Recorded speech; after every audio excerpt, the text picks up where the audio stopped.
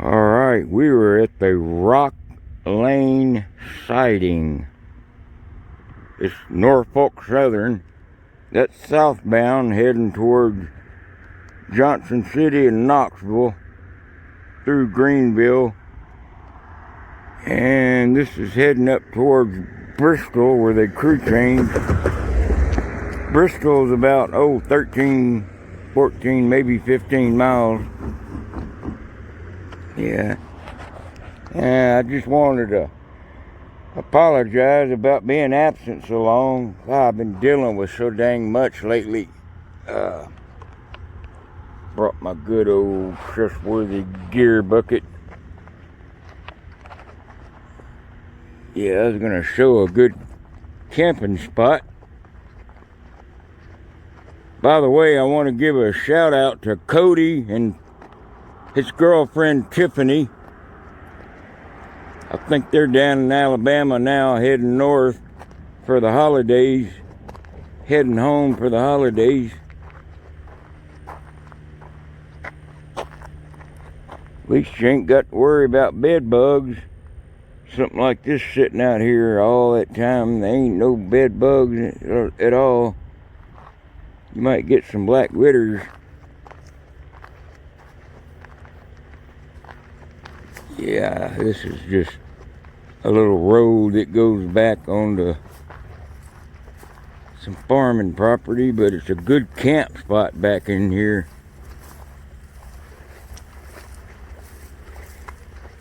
Yeah, in Cheyenne, I ripped my tarp on that fence, had a nail sticking out of it,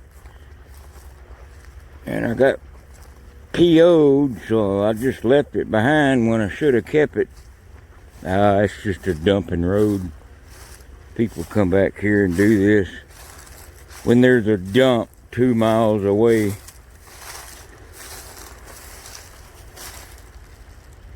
Golly. Never seen cinder block like that. Somebody probably did a house clean out or something. Refurbish and dumped all the household stuff.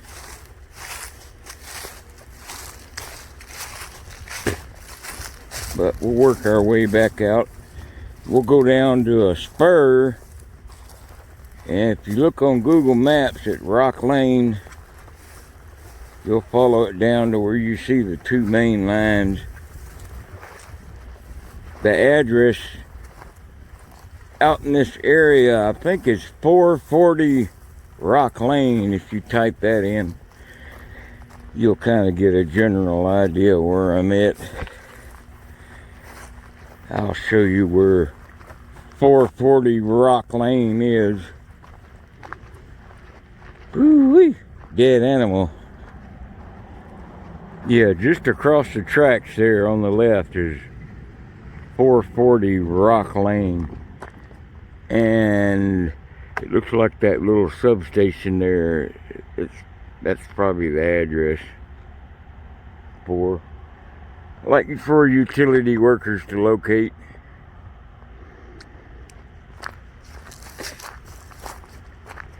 Yeah, Tiffany and Cody seem like some really cool riders. You don't meet too many young, cool riders nowadays, but they seem to have a good head on their shoulders. So I figured I'd give a shout out to Cody and Tiffany. And we'll walk down to this spur. There's a spur that peels off to the left up here and goes into a transformer place. Like a step down transformer. I'm not sure if they make them here or offload them off those special made flatbed cars and then pick them up on special flatbed trucks and take them out to local places that need them, or if they manufacture them here and ship them out. But we'll get a better idea. Matter of fact, you can see that probably too on Google Maps. I'll have to look and see. There's probably a 1/4 mile up on the left, you'll see a spur.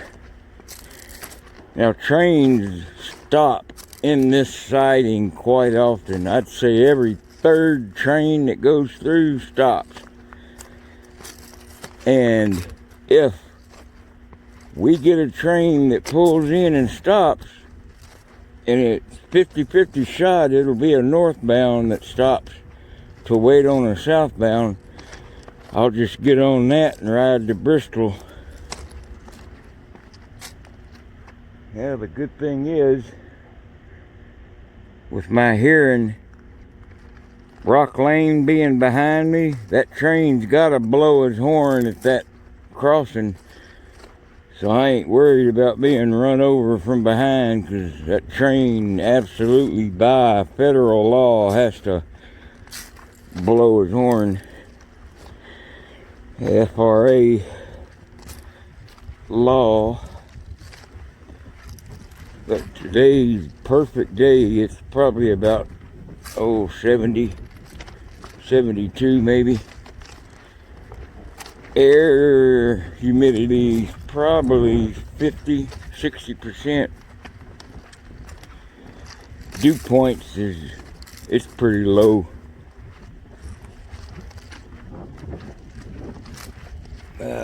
Kind of swampy back in here too, but we ain't had no rain in like a month, maybe 5 weeks.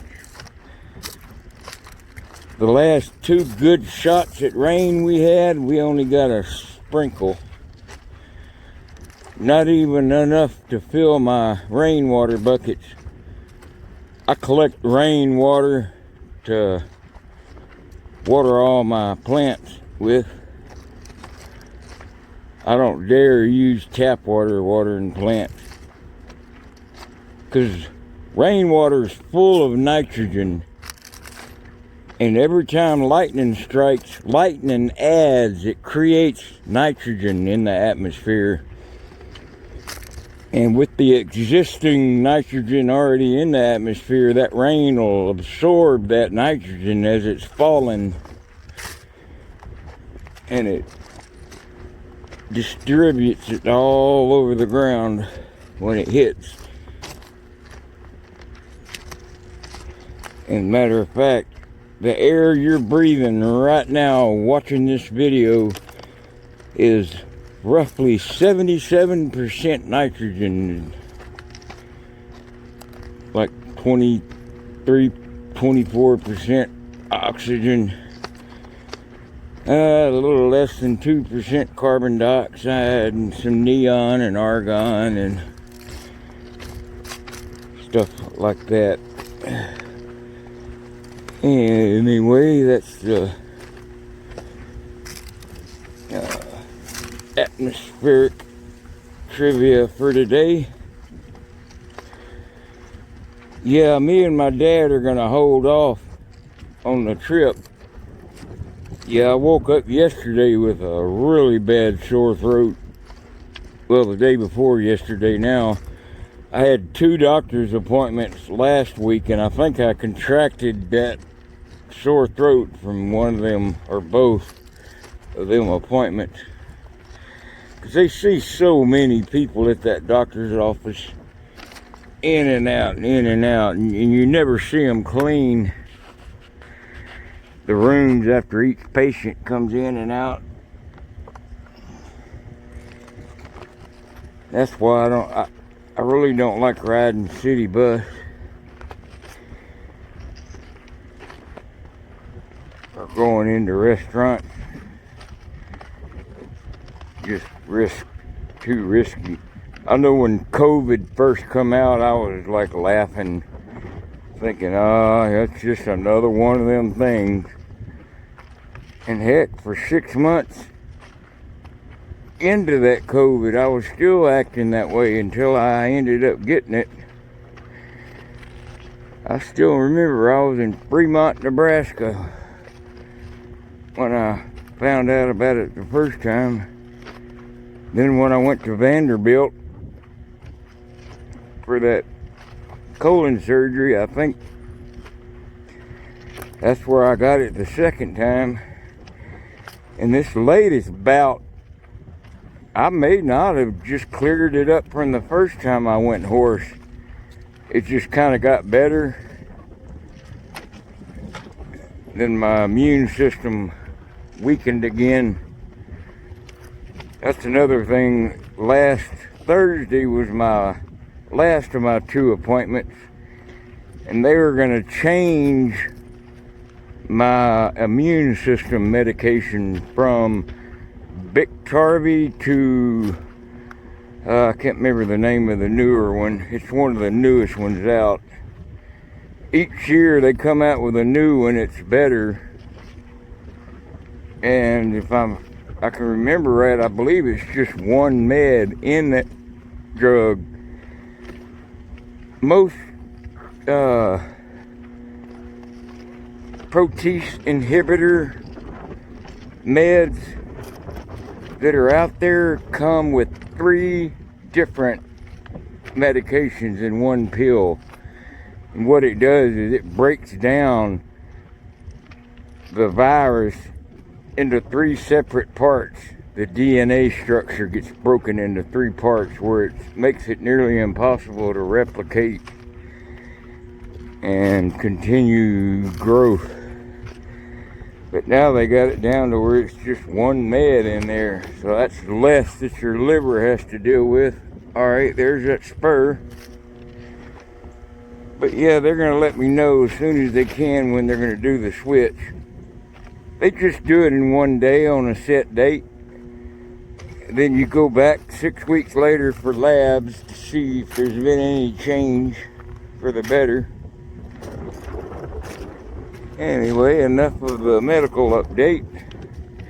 It's kind of windy. Hope it ain't blustery in the microphone. There's a derailleur. Yep, if a rail car were to accidentally come rolling back, that flange of that wheel is going to hit that and lift up and get scooted off the track. It's a purpose derail. They derail the train on purpose. They figure it's less costly to fix a small axle derail than it is to have one drift out there on the main line and get hit by a main line train. Alright, here's that transformer place. You can tell there's been nothing down this in years. They may have actually built this spur just to get these scaffolding in here, and it was just abandoned now that it's not needed. Of course, if they ever needed to build a new one, they'd have this line to ship in the parts. That's what I'm thinking this is now. This spur is for.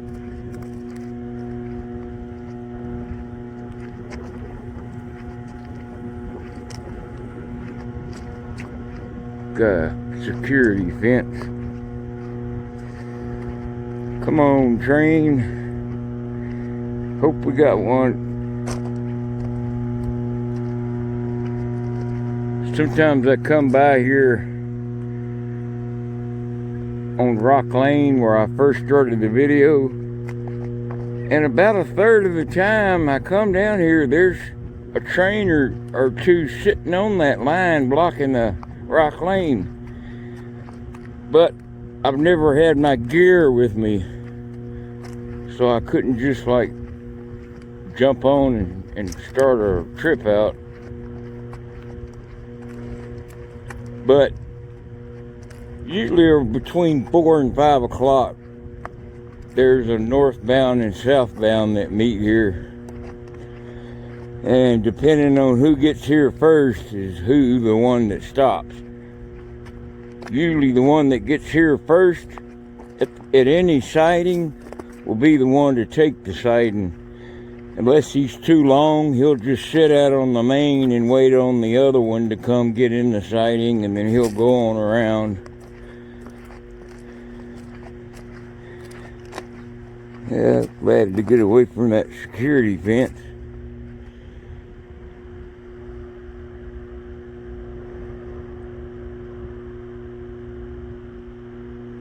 Oh, maintenance limit.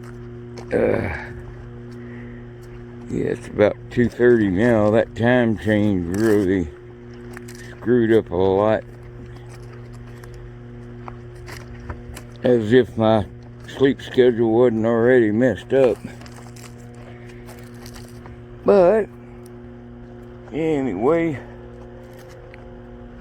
yeah, I was gonna go visit my dad from November 12th until the 22nd, but he recommended we wait and see what goes on with my health and that medicine switch. So we got that on temporary hold. I'm still going, but we're just gonna take it day by day and see what happens. But I just hate it because he's at the age now where every single day I don't spend with him is a day lost. And there's so many things, so much I still want to tell my dad and share with my dad. And my mom, I've got to go visit her too soon.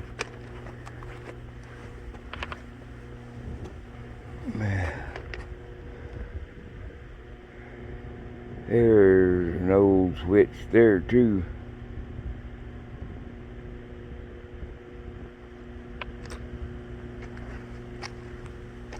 Yeah.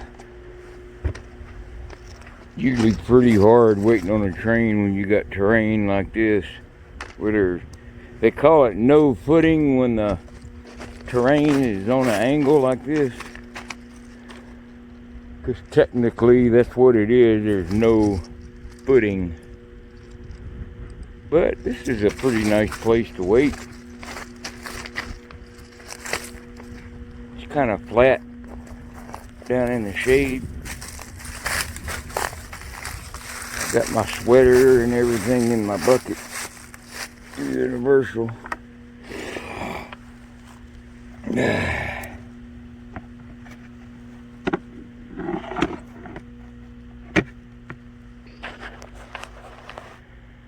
Well, now I'm getting ready to walk south of Rock Lane.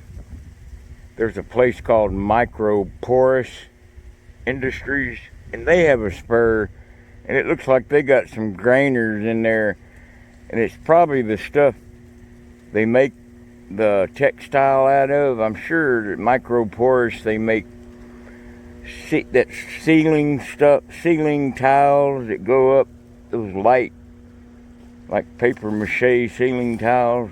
I'm just guessing, I may be wrong, but Porsche, I hadn't looked it up to see what they make, but it's about maybe a mile down to the south, so we'll start walking that way and see what they got in the spur down there. Boy, it's comfortable here. I could just roll out right here. I still got to get another tarp. That's an absolute thing you have to have. A tarp and a bedroll and a water bottle is the very first three necessities. You roll out your tarp first, and then your mat, then your bedroll. And I always keep my gear up by my head. That way I know if somebody sneaks into camp, tries to drag something out, I'll hopefully hear it. And sometimes I'll even tie one of the straps to my belt loop. That way if they try to sneak off with it, they'll nudge me and I'll wake up. But anyway, let's head that way. Yeah, it's just so nice and tranquil back here. I think that's part of my problem being so sick, is being locked up in that apartment with all that stale air.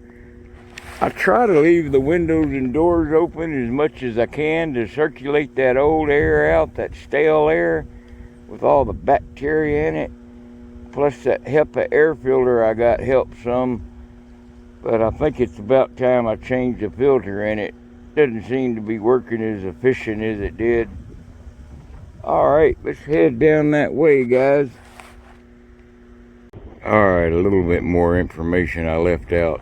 This is back, I'm on Rock Lane here. This is looking back north towards Bristol. The next road crossing up around that corner is called Massengill. Massengill, vinegar and water. That's the only way I can remember it. And Rock Lane here, and I can't remember the name of the next one down, about the same distance. But the next road down is the end of the siding where it goes back into the main line. This here is the main line. That's the siding line there. And the same with Massengill. When you get down to Massengill crossover, that's where these two lines go back together into this one main here. Another tip, usually your main line when you're at a siding is your highest elevated line, and your siding will be a little bit lower. And usually you'll notice the difference in the surface, how shiny it is and well used. Like you can tell, 2 days ago I was here, this one was pretty rusty, but you can tell it's been used quite a bit in the last 2 days. I just hope it wasn't an hour before I got here. But we'll head on down to that micro plastics or micro technology place or whatever it's called. They may even take gypsum and make drywall out of it. Got my new tag up. Alright, we're down here at that micro industries place. There's the main line and the siding going north to Bristol and south to Knoxville.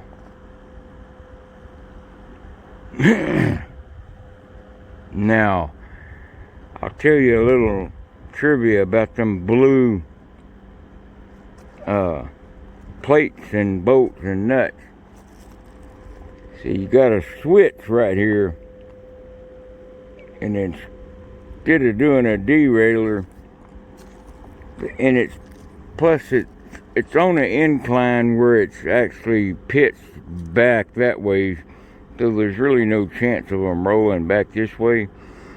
But these blue lines are to indicate where not to push these cars further out. Like, this is far enough. Park your last car right here at these blue markers. Don't push them any further past, because that's getting it too close to the main line. And he's about a car length back from them. So they must have pulled one in to load or unload. I'm not sure if they do the loading or unloading here. Let's see if he's loaded. Nope, he's empty. See if you can fit your pinky in between there. Yeah, he's empty. But after a while, you can just look at him and tell. So, the question is do they unload them here and manufacture, or do they load them and ship them out? My guess is they ship in the gypsum or whatever mineral it is for what they're making, because there is no mine back here where they could mine it and dig it up and ship it out. So they're hauling it in from somewhere else and making product out of it here. And since these are empty, that means they've already been used. Thus, they are ready to go. On the next local pickup that comes by, he'll grab these set of cars and bring back to Bristol.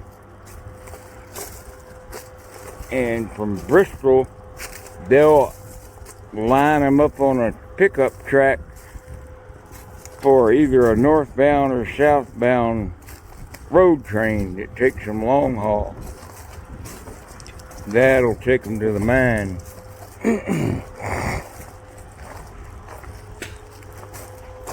Sometimes on these tags you can tell where they come from, but I don't see a tag yet. If I do, I'll show it. It's usually on the unload cap, but here's part of one.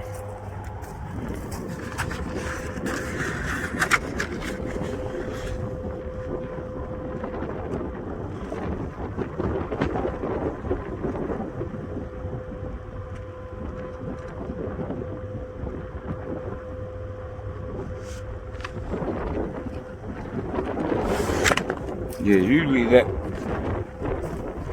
product tag is down there on that seal wrapped around the unloading cap. They just take that cap off and hook a hose up to it and suck it out or blow it out from the top. And sometimes, especially like coal cars or rock cars, you'll see painted on the side in letters like this. It'll say, do not hammer on car, or do not use heat thaw. Because a lot of these coal cars come in with wet coal that has gotten in cold territory and froze. And it won't empty out when they get to the mine, or get to the power plant. Back in the day, they used to just take a blowtorch and heat up the side of the car to get that coal flowing out. But that become a no-no. And so has the hammering on the car. You can still see some old grain cars where they've hammered on the side of them. I mean, they're just beat in, dented in, with 1,000 hammer marks. Yep, if anybody knows what they do here at this plant, write down in the comments. Yeah, this is called micro something, micro fabrics or micro, I can't remember. I'll have to look again.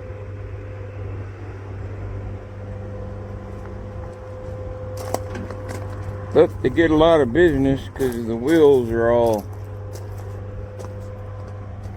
shined up. In the last rain we had was a couple of nights ago.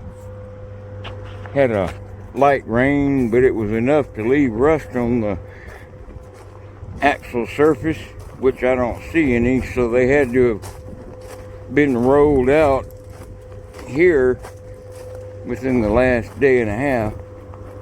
So they'll probably get picked up late tonight, early tomorrow morning.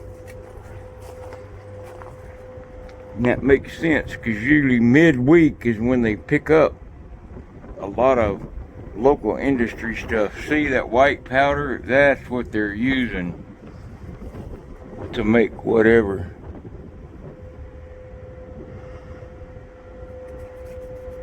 It kind of feels like gypsum.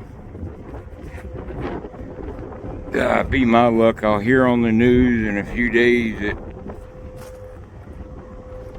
they found a grain car full of cocaine. No. But up along the Canadian border, where they have a lot of rail cars that go back and forth across the border, what they've done, what immigration has done, is taken wire mesh, thick wire mesh, and welded over them holes. Because drug smugglers were taking their drugs and putting in those holes. Then they'd get the car number and tell their delivery guy, the pickup guy, to pick up the drugs, the number on the car. And that's all he'd have to do is hunt that car down and reach in that hole and grab his drugs. That's how they got him across the border, and it was untraceable. But you still see some that don't have that wire mesh. But I learned that from an immigration officer in Blaine, Washington. I thought I was on a train going to Omak into Spokane, but it took me up to Bellingham and on up to Blaine at the Canadian border of British Columbia. We were fixing to go over into Surrey, that big yard in Surrey, Canada. And that's where the Sky train goes through. It's an elevated commuter passenger train in Canada that runs all over that Puget Sound area, Victoria Island and all. And it's pretty neat to ride it. Man, I sure hope a train comes and stops. It sure would be nice to get on, have me a ride. But we'll go back up here to Rock Lane, sit and talk, see who blows their horn at me. Yeah, there's a really cool barbecue hut restaurant about a mile and a half from here, out on the main highway 11W, or I think Bristol Highway. It's called Partners Barbecue. I think Rock Lane comes out somewhere near that. That's like the best barbecue I've ever had. Except for Texas. Texas has some of the best roadside barbecue anywhere I've ever been. But let me get the phone shut off so I can walk a little easier. Alright. I figured I'd wait right here in the shade and see what comes later. There may be something coming in the siding pretty soon. Hopefully, anyway. Yeah. Earlier, speaking of the younger generation, I remember once back in like 92 or 93, heck, I was young and greenhorn myself, but I met this wacko kid, probably my age, maybe a little younger, and we're in Texarkana, Texas, and it's cold, it's night, we're waiting on a train, but mind you, we are at a four-way crossover, a double main. You got two main lines running this way and two main lines running this way at a crossover where they run over each other's tracks and make all that racket. Well, he's like, we ought to build a fire, Shoestring. I said, all right. I finally gave in. I said, let's just build a small one, just enough to get some coals and a little bit of heat. And so we gathered up some wood, got a little fire, maybe 1 foot at first, until it burned down to some coals. Couldn't really be seen, wasn't smoking that bad. So I told him, I said, hey, you keep a lookout on camp. I'm gonna catch me about an hour nap. So I laid down and probably got about 45 minutes of sleep and was rudely awakened by the fire department and the police department with guns to our head. I mean, right to our temple and forehead. Get up now, get up now. And I look over and that daggum campfire's blazing about 10, 12 foot high flames. And what that kid done while I was asleep, he drug over entire whole railroad ties and threw them on that fire right there at that four-way junction. got the fire department called out on us. The fire department just squirted a little bit of water on it, put it out, and they left, and it just left us with me, that kid, and the cops. And if you're not familiar with Texarkana cops, stay away from them. They're one of them police states. They'll do anything to get you a ticket or throw you in jail. So he told us to get marching, start marching, and two of the officers, there was like 4 or 5 of them down there, had their mace, their pepper spray out. They weren't spraying it yet, but they were behind us, and we were walking in front of them about 10, 12 foot, and they were just following along to make sure we walked out. And that kid turned around and yelled at them cops and said, "You wouldn't be treating us this way if we were FTRA." And immediately that cop squirted that guy right in the face, and then aimed it right at me and got it all in my face. I mean, point blank. And I can't see, and I'm snot's running out of my nose, water, tears, Niagara Falls out of my eyes, and I'm gagging and coughing. And that's why I like riding alone. You always end up babysitting or having somebody cause problems like that. That way, when you ride by yourself, you know there's not going to be any trouble. I mean, if you're not a troublemaker, trouble can't possibly happen. But that's the kind of things you run out into here. So you got to really watch who you meet.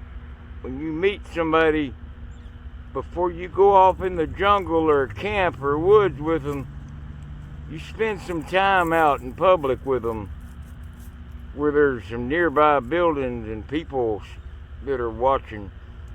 That way you can evaluate how flaky they are. And if you don't feel right about it, which most of the times I don't, you just up and leave.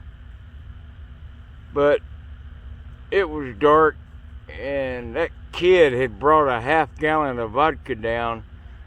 That's another thing that contributed to him throwing all them railroad ties on that little bitty campfire we had. I mean, that fire, it's a wonder we didn't catch on fire had the fire department not gotten out there. But yeah, that good old Texarkana. Other than that, I kind of like Texarkana. For a while there, for over 100 years, they had a park called Hobo Park. It actually was called Hobo Park, but in the last 5 or 6, 7 years, they took that sign down and renamed the park. I don't know what it's called now, but it was over there by the old Southern Pacific part of the yard. Southern Pacific had a yard there in Texarkana, and UP did too, and KCS still does. But in 1995, in August, when UP bought out SP, it just all went to Union Pacific there. And KCS still has a little bitty yard, but they rarely ever use it. It's only 4 or 5 tracks wide.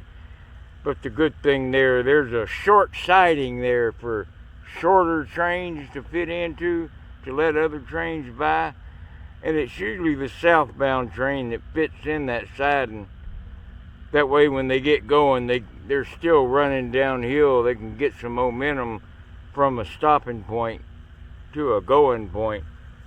Otherwise, if you stop a train that's on a hill, it's hard for him to get going. So that's why they usually stop a southbound train going downhill before they will a northbound train going uphill.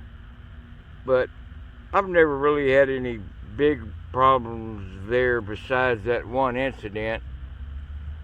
Well, there was another time I was having heart palpitations and chest pains.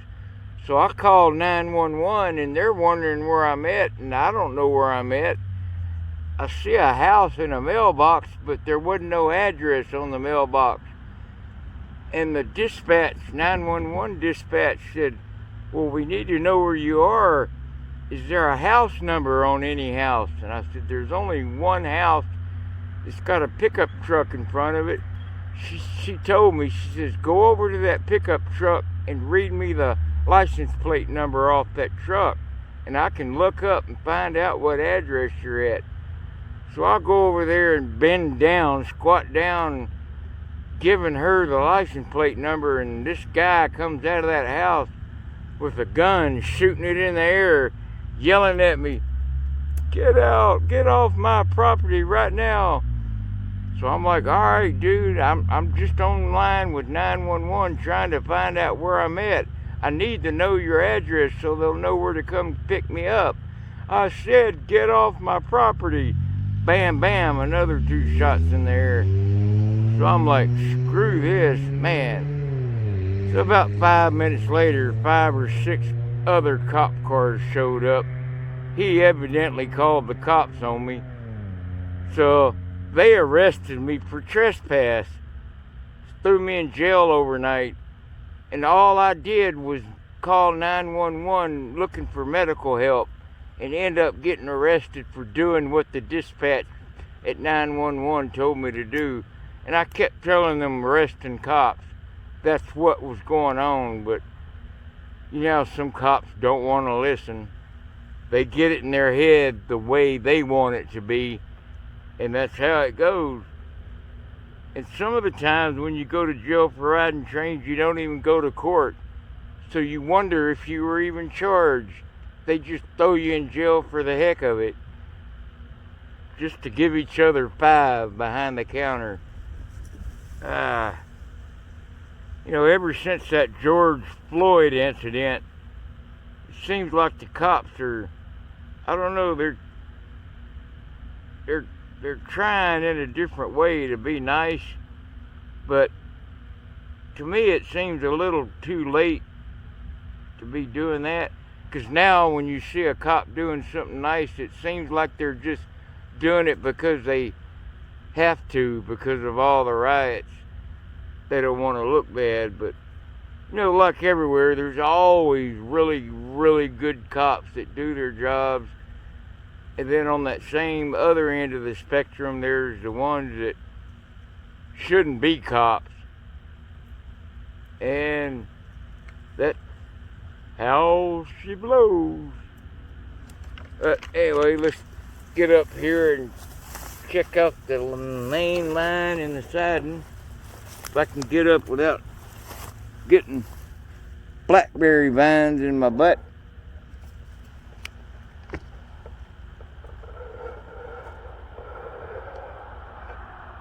Well, there's the main lines.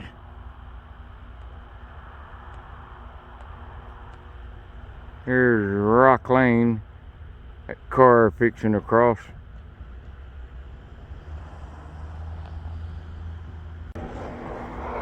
Yeah, even though me and my dad have called off the trip for medical reasons and to find out what's going on with my med change and all, I'm still taking the trip, and it's not going to be delayed that long, maybe a week at most, because I'm already feeling a heck of a lot better than I did yesterday this time. I'm thankful, so thankful for that. Actually, me being out proves it.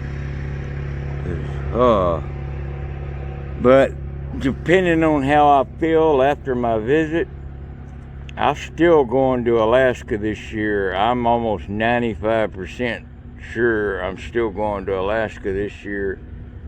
And at that, even to Barrow. But we'll just wait and see. And of course, I'll let everybody know as time passes by. Yeah, I'm still waiting here at this electrical box here at Rock Road,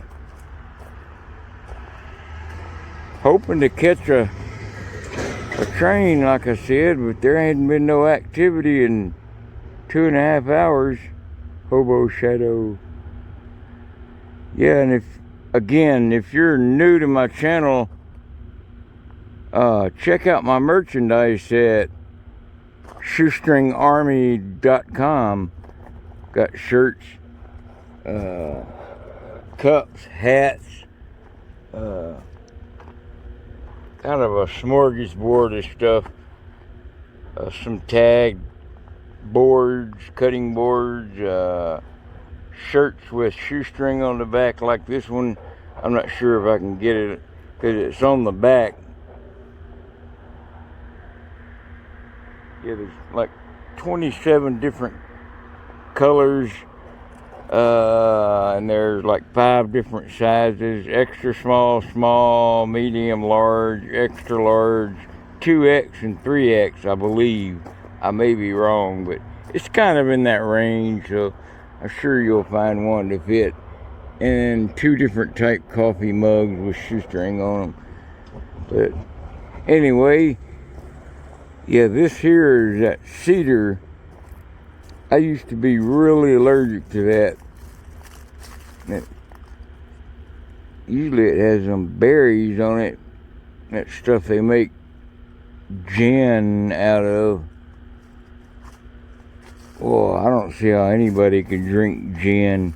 Even back in the day when I drank, I rarely drank liquor, but when I did, I certainly didn't drink no gin. Like drinking a liquid 2x4 or plywood. But yeah, there's all sorts of nice waiting camp spots. This doesn't look too shabby. It's kind of on an incline too. Could put my feet on the low end and my head on the high end.